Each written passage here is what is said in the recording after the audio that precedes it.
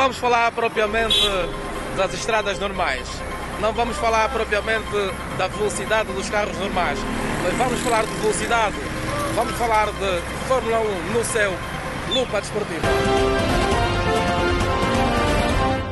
Você sabia que alguns carros são mais potentes em relação aos outros de forma técnica e propositada? Você sabia que alguns pilotos têm melhor desempenho numa pista em função de outra, em função do motor e também do tipo de pneu? Você sabia que nem todos os pneus são importantes em todas as pistas? Isto e muito mais aqui no seu Lupa Desportiva. E no tema de hoje trouxemos aqui um especialista que vai abordar de A a Z assuntos ligados à Fórmula 1. O engenheiro Carlos Sebastião, o homem de 7 ofícios, ou melhor, de 1000 ofícios, vai nos pôr por dentro sobre o A a Z da Fórmula 1. Olá, muito boa noite a todos os apaixonados pelo mundo fascinante do desporto sobre 4 rodas. Hoje nós vamos falar de Fórmula 1. Você sabia que os carros da Fórmula 1 são equipados com um motor V6 turbo de 1.6 litros híbrido? É verdade, parece muito na coisa. De facto, são motores pequeninos. Se nós virmos que um carro de 1.6 litros é um carro comum, um turismo comum.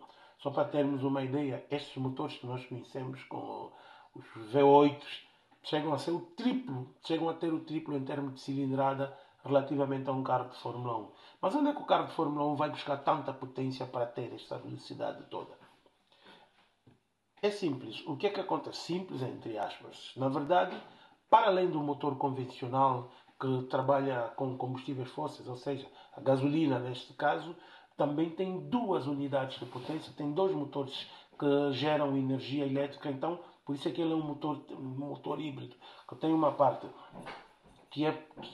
cujo funcionamento depende do motor a combustão elétrica e outra parte da energia fornecida por 2 geradores elétricos, sem naturalmente descurar do turbo, que é um sistema que os carros usam, que recupera a parte dos gases para girar um compressor que enriquece a mistura de ar e combustível. O que acontece com as outras 2 unidades de potência, que são motores elétricos, são geradores elétricos? Um dos geradores aproveita o calor gerado pelo processo de frenagem. Quando o carro de Fórmula 1 trava, aquela temperatura gerada pelos discos, geralmente eles chegam aí aos 1000 graus centígrados, aquele calor todo é aproveitado para ser produzida para a produção de energia elétrica. Há uma outra unidade geradora que é um gerador cinético. Se nós repararmos, sempre que um carro trava, a tendência de fazermos um movimento para frente é um movimento gerado pela energia cinética. Então, este movimento automaticamente aciona um gerador e estas unidades produzem energia elétrica que vai complementar a energia gerada pelo próprio motor a combustão. Este processo permite que estes carros de Fórmula 1 cheguem a gerar potências na ordem de 1000 cavalos. E quanto ao jogo de pneus, regra geral dos carros de Fórmula 1 usam 3 jogos de pneus. Tem os pneus lisos, os pneus médios e os pneus duros. Os pneus lisos ou os pneus macios são pneus que são usados para corridas normais.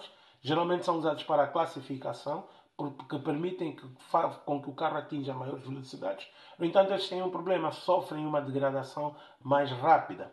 Temos os pneus intermédios, que geralmente a escolha dos pneus intermédios, do jogo de pneus no geral, tem a ver com a estratégia que a equipa vai adotar, com algumas sugestões que são dadas pelo próprio piloto, com o traçado da pista ou a qualidade da própria pista, porque existem pistas que são mais sinuosas em relação às outras. Já os pneus duros usam-se em condições atmosféricas, digamos, adversas. No caso de chuvas, pistas molhadas, porque eles permitem que se enxugue a água e que o carro possa andar com a maior segurança possível. Naturalmente que o carro torna-se mais lento usando os pneus intermédios ou os pneus duros, mas como dissemos, tudo vai depender, é uma estratégia que deve ser meticulosamente calculada. Há uma outra questão que nos foi colocada, como é possível que existam pilotos que tenham um maior número de vitórias em determinado tipo de pistas. É o seguinte, muitos fatores podem concorrer para isso, mas um dos principais fatores é o estilo de condução do piloto. Nós temos um exemplo, já é passado, mas é um bom exemplo, de um dos maiores recordistas da pista de Mônaco. Sabe que a pista do circuito de Mônaco é dos circuitos mais mítico, não é? Da Fórmula 1. Nesses 75 anos de Fórmula 1, este circuito nunca saiu de circulação. É um circuito muito desafiador, porque ele tem um problema. A pista é muito pequena, tem poucos pontos para ultrapassagens e também exige muito do piloto porque tem muitas curvas. Digamos, é um traçado muito sinuoso. Daí que o estilo de condução conta muito para que o piloto tenha muitas vitórias.